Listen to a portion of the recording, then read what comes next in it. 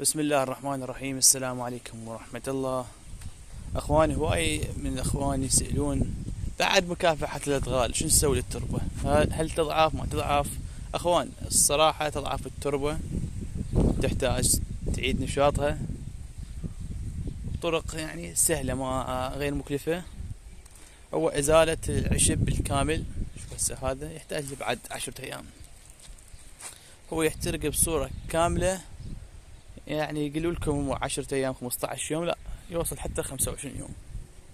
25 يوم ينتهي. هسه هذا صار له تقريبا 7 ايام اللي تلاحظوه، من قصاب من حلفه كل شيء يدمره. خل اشوفكم نوعية صار لها شهر. هذا حدنا لهنا، هذا شهر صار له. هذا انتهى نهائيا، انتهى بعد ما ابي اي يروح. اما هذا لا، صار له اسبوع تقريبا. شوفوا اكو بيه هسه، تشوفون هذا بيه، هذا انتهى. هاي العصارة نزلت الأنسجة ودمرتها دمار كامل. طريقة إعادة حيوية التربة أفضل مما كانت. شلون؟ أول شغلة قلنا لكم إزالة العشب بصورة كاملة، بعدها إعادة رفاس التربة رفاس قوي وصحيح، وتنعيم التربة وتعرضها للشمس. شوفت الحشرات هنا موجودة من، بس كله ميت. ايه، شوفوا اخوان، ترفس وتنعيمها تنعيم صحيح، وتعرضها للشمس مو اقل من اسبوع. من بعدها تشتغلوها بالمواد الكيميائية، وهو المعاجم الملوحة، يعني بخواص هواي ممتازة للتربة، والهيومك اسد والاتونيك الفولفيك اسد. الاتونيك دائما على حلقي نستخدمه هواي.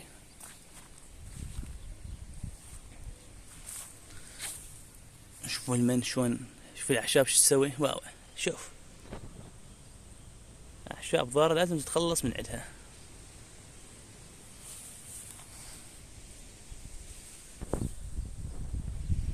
بهالحالة من سويت الرفاس وعالجتها بالمواد اللي قلت لكم عليها، راح ترجع تربة خصبة ممتازة. عادي ترشها فقط بالفحم، رشة خفيفة، وتزرع اللي تحب تزرعه.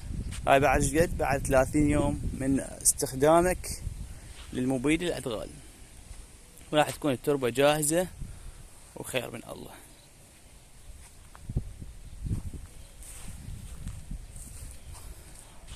يا الله،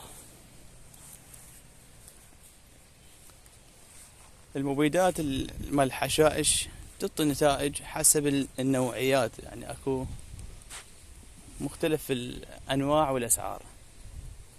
بس انت استشير صاحب المكتب الزراعي، قل له عم يعطيني افضل نوعية، ما راح يفرق لك ال5 وال10. يعني اكو اسعار من 10,000 لحد ال35,000. كل اللي استخدمناه كلنا جاب النتيجة، والنتيجة وحدة تقريبا.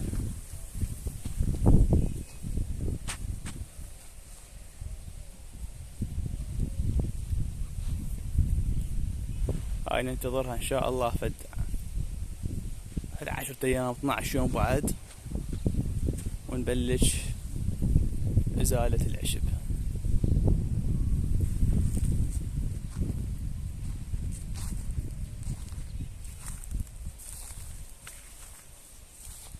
وانا بيا طبعا ما اصبر اكثر، يعني راح يمكن اجيب بعد دبة عفوا لتر بطل وارشه. حتى خاف اكو حشيشة منا ما واصلها، لان انا اتخبل من الادغال بصورة عامة. الادغال مشكلة، تجيب لك الافات، تجيب لك حشرات. بس بالنسبة عالية الادغال منتهية. هاي من تتنظف راح تطلع وجهها، راح تكون تقدر تحول الزرع بصورة مرتاح، يعني لا دغل لا شي. تفرش نايلون مانع ادغال، بعد تنسى شي ادغال. انا بالصيف او كل سنة، يعني العمال بس ينظفون بالممرات وبالهاي على مود شنو، افرش نايلون وخلي عملك بغير مكان.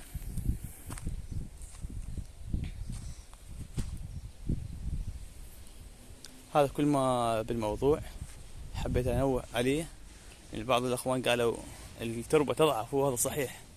المواد الكيميائية دائما تضعف التربة، حتى الكيمياوي، الداب، المبيدات الحشرية، كلها تضر بالتربة. بس احنا نعيدها بطريقة صحيحة ومواد صحيحة حتى ترجع نشاطها. وأهم شيء هو من ترفسها تعرضها للشمس، لأن طاقتها وحيويتها ترجع عن طريق الشمس مباشرة عليها. تكون التربة أعادت نسبة كبيرة من نشاطها. وتذكروا هاي القاع كان ما ينزرع بيها، طبعا صورتها لكم، يعني حلفاية ما تطلع، كانت صبخة وكل شي ما يصير بيها. يعني إذا أشوفكم شي يشبهها تقول مستحيل هاي نفسها، ما يطلع بيها. هذا شنو الدغل هذا ما يطلع. بس استخدمناه بمعالجات الملوحة. تذكرون شلون كنا نبذل المتابعين من البداية،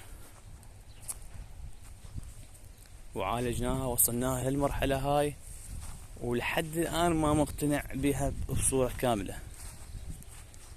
يحتاج لها بعد سنة أو سنتين يلا تكون نقدر نقول عليها ممتازة جدا.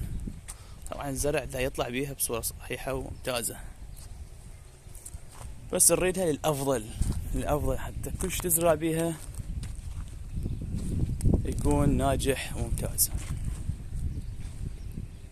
شوف هذا كان حلم يطلع هالدغل هذا، حاليا نكافحه.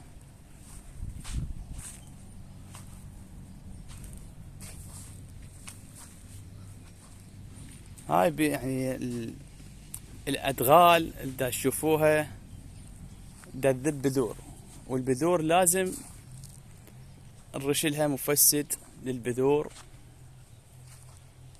حتى تكون التربة جاهزة وممتازة. دا تشوفون النتائج.